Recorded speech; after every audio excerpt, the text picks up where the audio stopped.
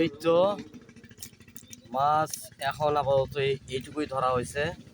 দেখেন কই, তারপর হচ্ছে আপনার তেলাপিয়া, মাগুর, তারপরে চিংড়ি মাছ, যাকে আমরা ষাটি মাছ নামটা কি, এই ষাটি মাছ, খলিশা মাছ, এই যে মাগুর, দেশি মাগুর, দেখেন কি অবস্থা। এই শালা মাগুর এক ধরতে অনেক কষ্ট আছে। তারপরে বড় একটা স্যাটেল মাছ ধরছি, দেখেন মাথা নষ্ট করা মাছ এগুলো। আর একটা বালতি আছে ওই পাশে। এই মাছগুলো যখন এক জায়গায় করবো তখন আপনাদেরকে আবার ভিডিও করে দেখাবো। আপনারা আমার এই ভিডিও অবশ্যই দেখে মতামত জানাবেন, লাইক করবেন, কমেন্ট করবেন, শেয়ার করবেন, আর আমার চ্যানেলটা অবশ্যই দয়া করে সাবস্ক্রাইব করে দেবেন। ধন্যবাদ, ভালো থাকবেন সবাই।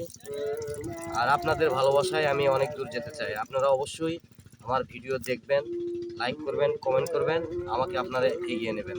ধন্যবাদ সবাইকে। আসসালামু আলাইকুম।